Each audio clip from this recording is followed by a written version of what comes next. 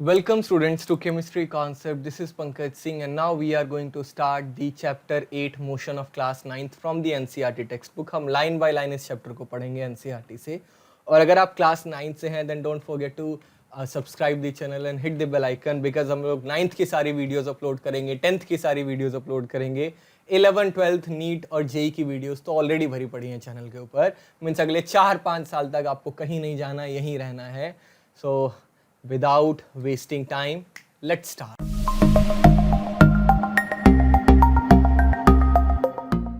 The chapter motion, okay, is all about motion. तो सबसे पहली बात ये पढ़ते हैं कि motion है क्या. Let's start the chapter. तो starting में लिखा है कि in everyday life we see some objects at rest and other at motion. Birds fly, fish swim, blood flows through the veins and arteries and the car moves. Atom, molecule, planets, stars and galaxy are all in motions. Okay?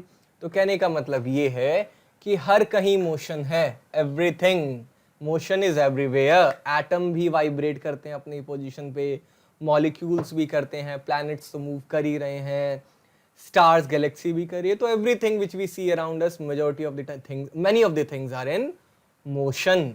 But motion बहुत सारे type के होते हैं, ये इस line ने reveal किया है. आगे देखते हैं क्या कहता है ये chapter. Okay, so it says we often perceive an object to be in motion when its position changes with time. बिल्कुल क्लास, लाइन याद कर रखिएगा इस वर्ड को कि हम कब मानते हैं that something is in motion. Basically when its position changes with time. भैया अभी यहाँ है, 5 मिनट बाद वहां पहुंच गया. फॉर एग्जाम्पल, हम सन को मूव करते हुए तो नहीं देखते. आप कभी कभी देखा सन को ऐसे ऐसे मूव करते हुए? नहीं. बट हमें पता है कि वैसे तो सन मूव नहीं करता, अर्थ ही मूव करती है. बट स्टिल एग्जाम्पल चेंज करते हैं. आपने कभी ये ऑब्जर्व किया कि अपना कोई प्लांट है, मॉर्निंग में उसका फ्लावर या उसकी लीव्स की डायरेक्शन कुछ और होती है, आफ्टरनून में कुछ और हो जाती है, शाम को कुछ और हो जाती है. तो हमने उसे मूव करते हुए तो नहीं देखा, बट क्योंकि हमने देखा कि भैया उसकी पोजीशन चेंज हुई विद टाइम, मतलब उसने मोशन किया होगा. लिजर्ड देखी होगी आपने, छिपकली दीवार पे चिपकी रहती है, उसे देखते रहो घंटे भर वहीं चिपकी रहेगी. बट जैसे आप बाहर घूमने गए, वापस आए, आपने देखा इस दीवार से उस दीवार पे चली गई, मतलब उसकी पोजीशन चेंज हुई. पोजीशन चेंज हुई मतलब उसने मूव किया. तो how do we perceive that something is moving?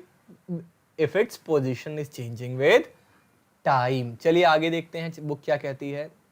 However, there are situations where the motion is assumed through indirect evidences. जैसे मैंने आपको एक अभी एग्जांपल दिया कि भैया हमने मूव करते हुए तो नहीं देखा लिजर्ड को, बट क्योंकि उसकी पोजीशन चेंज हुई तो ऑब्वियसली मूव करी होगी, अपने आप तो पहुंच नहीं गई. एक और एग्जांपल है, we infer the motion of an air by observing the movement of the dust and movement of the leaves and the branches of a tree. अब एक चीज और, हमें पता है एयर फ्लो करती है, एयर मूव करती है, बट क्या हमने कभी एयर को देखा? मेरे बाल हिल रहे हैं. अब बाल क्यों हिल रहे हैं? क्योंकि हवा फ्लो कर रही होगी.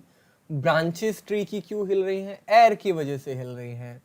डस्ट पार्टिकल, धूल क्यों उड़ रही है भैया? हवा अपने आप धूल उड़ रही है क्या? नहीं, हवा उसे फ्लो करवा रही है, विंड इज फ्लोइंग.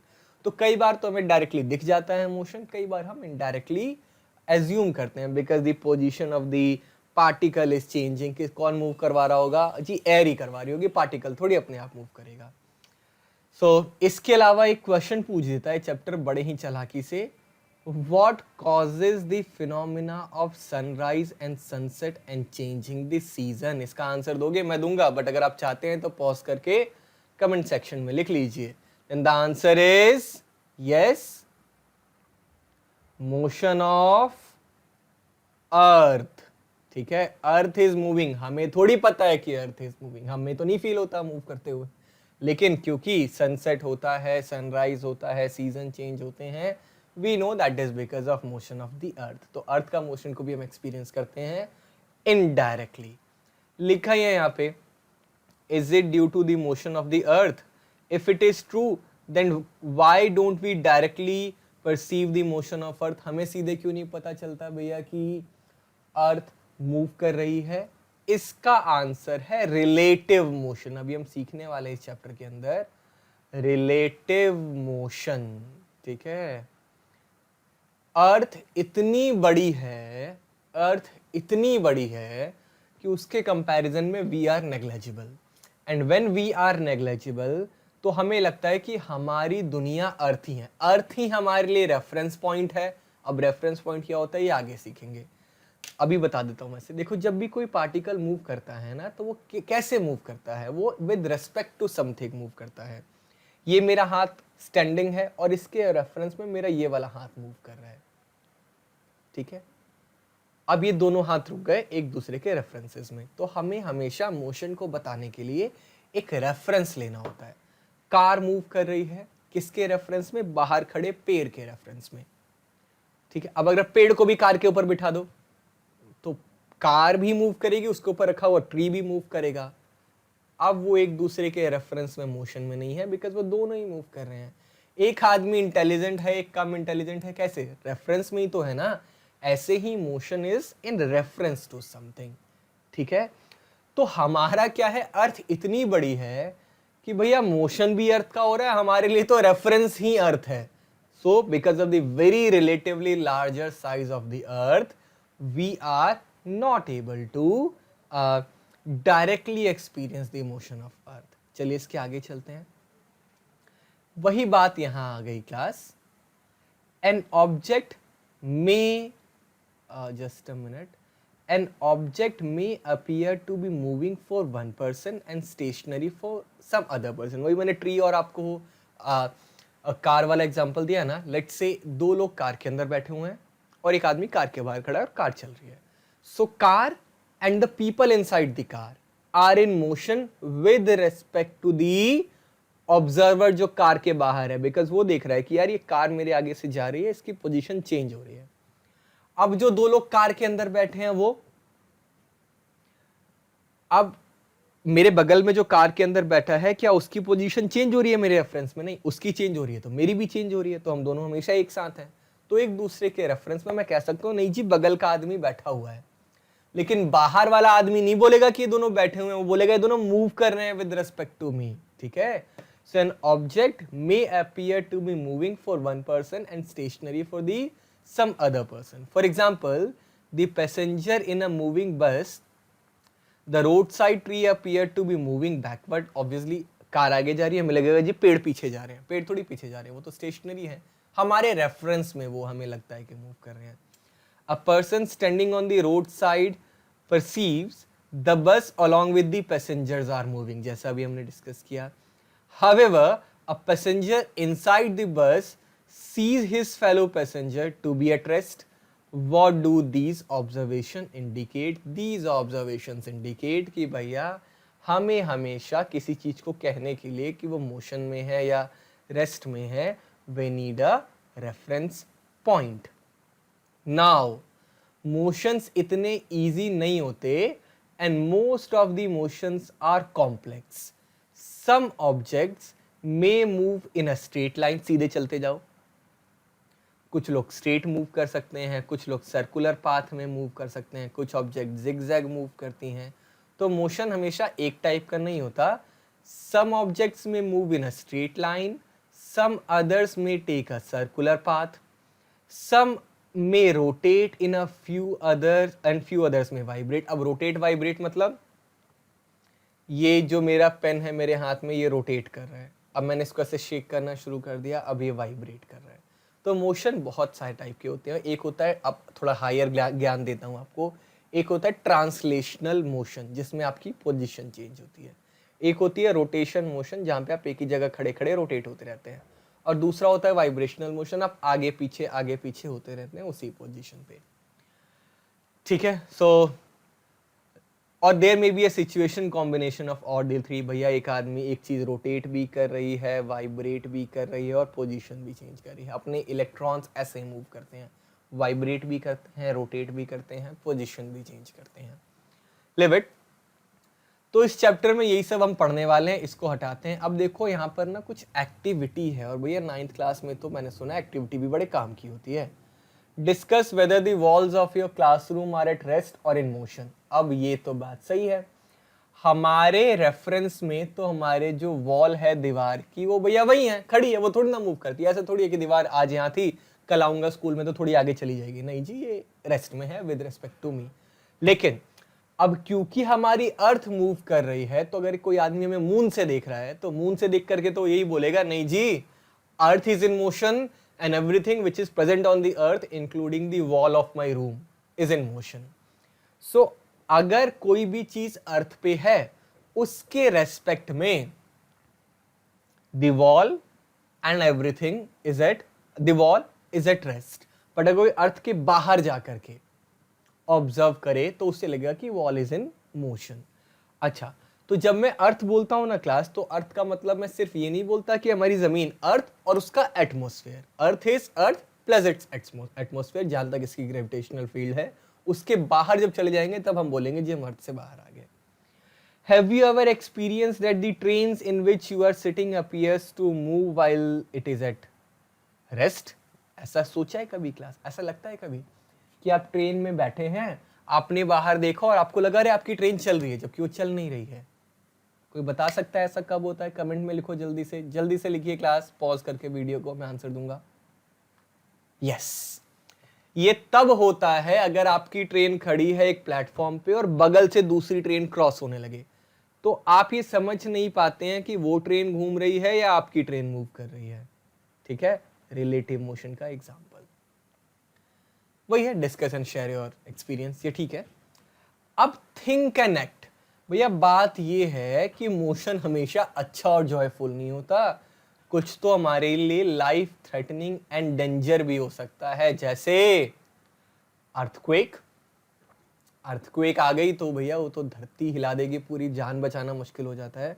तो ऐसे ही some time the motions may be dangerous, endangered, we some time are endangered by the motion of the objects around us, specially if the motion is erratic. Erratic मतलब uncontrolled motion, that is uncontrolled, जैसे flood हो गया या फिर hurricanes हो गए और tsunami हो गई, ये भी मोशन है लेकिन अनकंट्रोल्ड है, लाइफ के लिए थ्रेटनिंग है।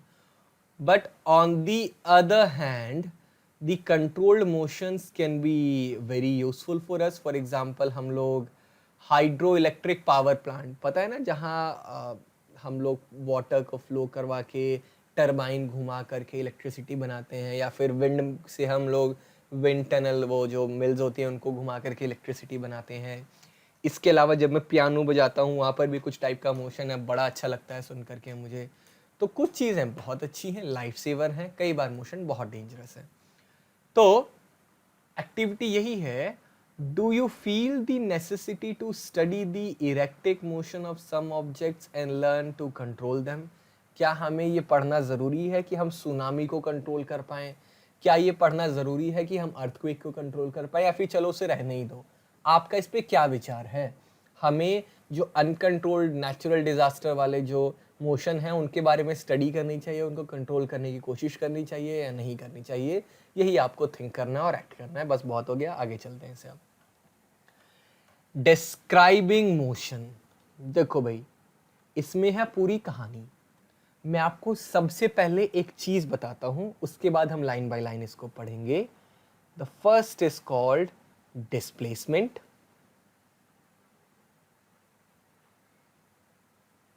और दूसरा है डिस्टेंस।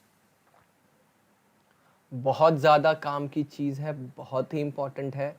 इसकी डेफिनेशन कहाँ है, आपको आपकी बुक में दिखा देता हूँ class.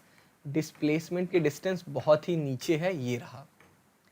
The shortest distance measured from the initial to the final position of an object is known as displacement। बहुत ही ज़्यादा ज़रूरी है, बहुत इंपॉर्टेंट है। अब मैं इसको समझाता हूं ये कहना क्या चाह रहा है। देखिए भाई, आप यहां से शुरू होते हैं, लेट्स से पॉइंट ए से, और घूम फिर करके दुनिया पूरा घूम करके पॉइंट बी पर आ जाते हैं। ये हुआ आपका पूरा डिस्टेंस ट्रैवल्ड, ठीक है। लेकिन कोई कहता है कि भाई आपने डिस्टेंस, आपने एक्चुअल में आपकी पोजीशन में चेंज कितना आया? सिर्फ इतना? आप भले पूरी दुनिया घूमाओ बट काम की चीज तो बस इतनी हुई ना। This is called displacement. बस यही अंतर है डिस्टेंस और डिस्प्लेसमेंट में। Distance is the length of entire path followed, whereas displacement is the shortest distance between the 2 points. That's it. तो एक और एग्जांपल देता हूं।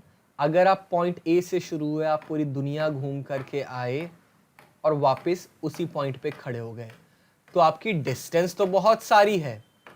लेट्स से आप 50 किलोमीटर घूम आए, लेकिन आपकी डिस्प्लेसमेंट क्या है? 0, बिकॉज शॉर्टेस्ट डिस्टेंस कितनी है? 0। आप घूम फिर करके वहीं आ गए। The difference between distance and displacement, displacement is, जैसा कि यहाँ पे लिखा है, it is the shortest distance between the 2 points, whereas distance is the length of actual path followed. अब बुक में ना कुछ लाइन वाइन सी बना रखी है, तो क्योंकि हम एनसीईआरटी को लाइन बाय लाइन पढ़ रहे हैं, तो चलो जरा इसको पढ़ते हैं लाइन बाय लाइन ही। तो ये क्या कह रही है book?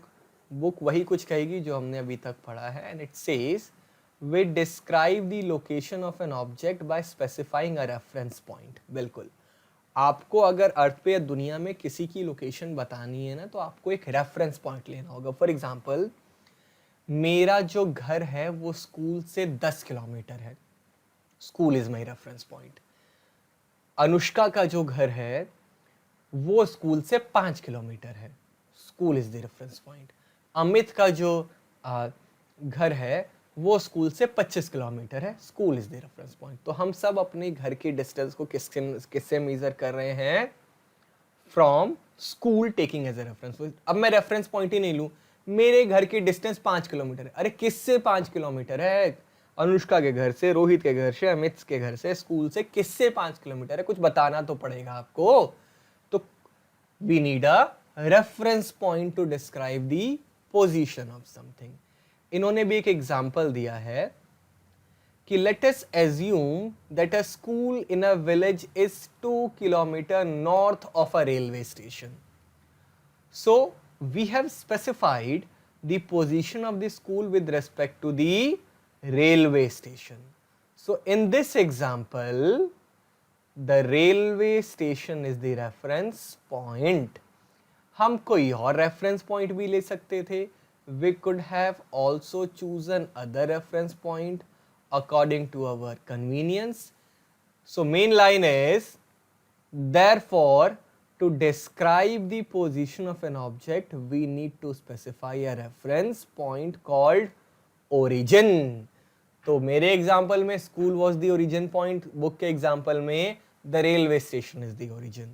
Origin, the reference point जहां से हम किसी चीज की डिस्टेंस निकालते हैं।